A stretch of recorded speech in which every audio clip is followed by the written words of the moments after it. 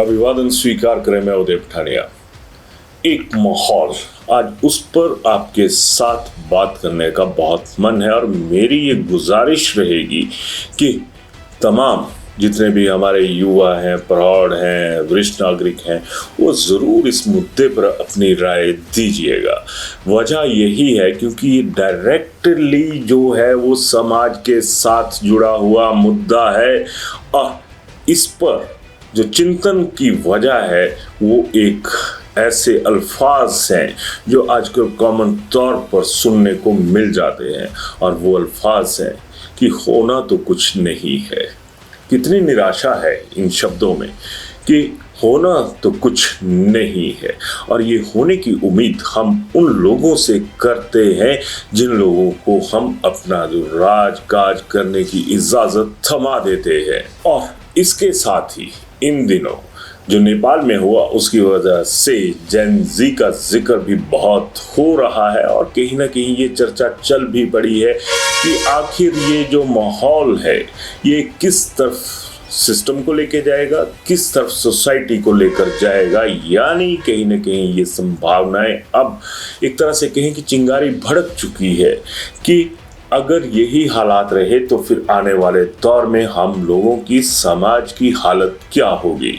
दरअसल आज की हालत ये है कि जेन ज़ी के पास कोई काम धंधा नहीं है और जिनसे ये उम्मीद की जाती है कि ये लोग काम धंधा देंगे, उनके अपने ही धंधे जो सियासत के होते हैं वो बंद होते हुए नजर नहीं आते। ये जो जेन ज़ी है ना, मैं इसके बेसिक से शुरुआत करूंगा। दरअसल पढ़ाई लिखाई के बाद ही रोजगार का सपना जो है वो सामने आता है और ये पनपने तो तभी शुरू हो जाता है जब बच्चा बचपन से निकल के थोड़ा सा किशोरावस्था में आता है और वो सोचने शुरू हो जाता है कि उसने आगे जाकर जिंदगी में करना क्या है। लेकिन ये किसी के दिमाग में नहीं आता कि जिनकी वजह से जो उन बच्चों ने आगे जाकर करना था वो क्या कर रहे हैं। आज हिमाचल का युवा अगर उसने कुछ हायर एजुकेशन लेनी हो तो उसे साउथ इंडिया की तरफ रुख करना पड़ता है, या फिर ये कहें कि एक जो क्वालिटी एजुकेशन होती है वो भी उसे प्रदेश से बाहर ही मिलती है। क्वांटिटी एजुकेशन तो अब कह नहीं सकते क्योंकि तमाम स्कूलों की जो तालाबंदी है वो भी शुरू हो चुकी है और तालाबंदी हो भी चुकी है। लेकिन क्या कायदे से देखा जाए तो जो जेन ज़ी है, जो हमारे युवा हैं, उनके लिए कौन सा रास्ता सिस्टम ने खुला रखा हुआ है। अब बात आती है रोजगार की। हिमाचल बड़ी छाती ठोंकता है कि एशिया की सबसे बड़ी जो फार्मास्यूटिकल इंडस्ट्री है वो हमारे पास है। इसी इंडस्ट्री पे हिमाचल का यूथ छाती पीटता हुआ नजर आता है क्योंकि वो हक हकूक हिमाचलियों को वहां पर दिए ही नहीं गए जिसके नाम पर ये जो हब था ये बनाया गया था।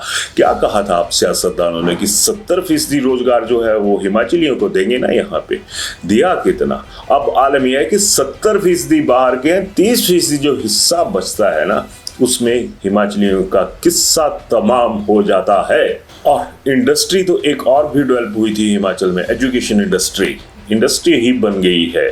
कई प्राइवेट विश्वविद्यालय जो थे वो हिमाचल आए, हजारों एकड़ जमीन उनके पास चली गई। लेकिन उस जमीन की वजह से हिमाचल के यूथ को कौन सी जमीन मिली, कितने लोगों को वहां पर रोजगार मिला। यहाँ पर भी 70% का जो पैमाना था ना वो लागू हुआ था। अब सरकारी तौर पर जो नालायकियां होती हैं ना, जो लापरवाहियां होती हैं, उनका जिक्र तो मैं कर चुका। इस प्रदेश की आर्थिकी को सेबों के बाद पूरे प्रदेश के खाते में देखा जाए ना तो पर्यटन के नाम पर बेचा जाता है। बेचा शब्द इसलिए इस्तेमाल कर रहा हूं क्योंकि बिक तो पूरा प्रदेश जाता है और उसमें जो हिस्सेदारी होती है ना रोजगार की वो भी यहाँ पर हासिल नहीं होती। सरकारें आती जाती रहती हैं, कभी बीजेपी आएगी, कभी कांग्रेस आएगी, लेकिन लोगों के अच्छे दिन कब आएंगे, युवाओं के लिए रोजगार का दौर कब आएगा। लीज पर जमीनें जा रही, लीज पर लोगों के सपने जा रहे, तो फिर कौन सी इंडस्ट्री की बात करते हैं। हिमाचल सरकार एचपीटीडीसी की बात करती है कि हमारे पास रोजगार है। आपने तमाम चीजें जो थी यहाँ पर मेक माई ट्रिप, ये वो तमाम लोगों में बांट के रख दी। क्या हिमाचल का यूथ इतना काबिल नहीं नजर आया किसी को कि अगर मार्केटिंग की व्यवस्था देनी है तो उन्हीं लोगों को दे दी जाए?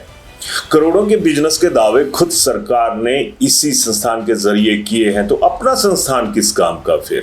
हर व्यवस्था पर सवाल है और हर व्यवस्था की वजह से हर मन उदास है, लेकिन खुशियां हैं तो सिर्फ हमारे सियासतदानों के पास। बच्चों को चंद हजार की नौकरी नहीं है, और ये शोर बीजेपी जो विपक्ष में बैठी हुई है ना, वो भी कान फाड़ू तरीके से उठाती है।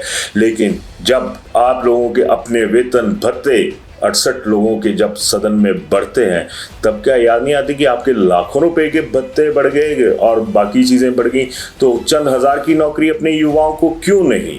एडमिनिस्ट्रेटिव रिफॉर्म्स, इनकी चर्चा भी इन दिनों खूब है।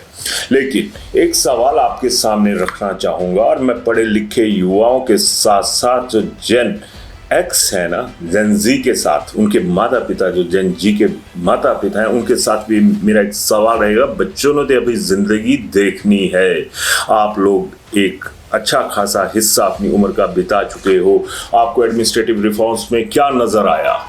कौन सा ऐसा बदलाव नजर आया जिससे ये कहें कि एडमिनिस्ट्रेटिव रिफॉर्म्स जो हैं वो हिमाचल में लगातार चले हुए हैं? किसी एक सरकार को कटघरे में खड़ा करने की जरूरत नहीं होगी, क्योंकि कटघरे में हम लोग खड़े होते हैं। तो उसी तरह से सोचिएगा कि आप कटघरे में खड़े हैं और आपको जवाब जो है वो अपने बच्चों को देना है। जज की भूमिका में आपके बच्चे हैं और कटघरे में आप लोग खुद खड़े हैं, क्योंकि बच्चों ने तो आपसे सवाल पूछना ही है। सरकार, मैं कोई डीप जिसको बोल सकते हैं स्टडी लेकर नहीं बैठा हूं। यहां पर एक सवाल साझा है कि जब सरकारें बदलती हैं तो आप लोगों के दिन बदलते हैं, हाँ या ना में जवाब दीजिएगा। और एक सवाल इसी के साथ जुड़ा हुआ, क्या नेताओं की गाड़ियां बदलती हैं? पुरानी सरकार की गाड़ियां नई सरकार चलाती है। और जेन जी के जो पेरेंटल साइड है ना, जेन एक्स वाले, उनसे मेरा सवाल है कि आपने जिंदगी में कितनी गाड़ियां बदली? 5-5 साल में कितनी गाड़ियां आपने बदल दी? कि 5 साल हो गए भैया, मैंने अब गाड़ी बदल देनी है। कितने किलोमीटर पर अपने टायर आप चेंज करवाते हैं? क्या आप अपने टायर को दोबारा रबड़ नहीं चढ़वाते? अब लास्ट में आ रहा हिमाचल, जिसका सेटअप, जिसे हम लोग कोसते हैं कि ये हो गया वो हो गया, इनका सब कुछ बन गया, हमारा कुछ नहीं बना। हम लोगों का बनेगा कैसे? अगर एक मोटे अनुमान के तौर पे देखा जाए तो 40% के फट्टे, अगर एक मोटे अनुमान पर देखा जाए 100% की आबादी में, तो 40% ने अपने गले में कांग्रेस के पट्टे, 40 जो लोग हैं, 40% जो बकाया हैं, उन्होंने बीजेपी के पट्टे डाले होते हैं। 4 या 5% की जो वोट की फ्लक्चुएशन होती है ना, वो हर नतीजे में सामने आती है। तो जब हम लोग ये नहीं सोचेंगे कि हमारी जनरेशन का क्या होगा, तब तक किसी का कुछ नहीं होगा। और कहने वाले जो मेरे मित्र थे, जिन्होंने पिछले कल मेरे साथ ये बात कही थी कि होना तो कुछ नहीं है, बस हमने बोल बोल कर अपना जो मुंह है वो उसको सूखा कर लेना है, और जो हमारा नर्वस सिस्टम है उसे हमने सुखा कर रख देना है। हरियाली किसके खाते में आएगी? और सरकारों को भी सोचना चाहिए। 2 ही कर्णधार हैं, एक बीजेपी है, एक कांग्रेस है, कि अब कौन सा नया फंडा, पॉलिटिकल फंडा जो होता है वो आप मार्केट में उतारेंगे, क्योंकि मार्केट में आपकी मंदी और आपकी तेजी आपके उन फंडों पर बेस्ड होती है जो आपको सूट करते हैं। आपको, आम आदमी को सूट करें ना करें, गारंटियां बीजेपी वाले भी नहीं कम नहीं देते हैं, कांग्रेस वाले भी कम नहीं देते हैं, लेकिन वारंटी तक नहीं पूरी होती, गारंटी की तो बात क्या है। खैर, राय वगैरह तो मुझे चाहिए नहीं, ना ही मैं आपसे रिक्वेस्ट करूंगा। अपने बच्चों की तरफ देख लीजिएगा, क्यों इतना उदास है आज का युवा? क्यों आज वो ऊर्जा बच्चों में नहीं रही है? तो जो ऊर्जावान लोग हैं ना, वो जरूर सोचें कि हमारे सिर पर जो साया है, सियासत का साया है, वो ठंडक देने वाला है या फिर हमारे सपनों को बर्फ में लगाने वाला है। धन्यवाद। शिमला होटल, घर के बाहर घर जैसा अपनापन। अपने वेकेशंस को सुनहरी यादों में पिरोएं शिमला होटल के साथ। राजसी वैभव और राजस्थानी आव भगत, जो देगी आपको एक रॉयल फील। हिमाचल वासियों के लिए जयपुर में ठहरने का अपना hotel, Shimla hotel. Heritage above 1, हवा महल रोड, चांदी की टकसाल, जयपुर।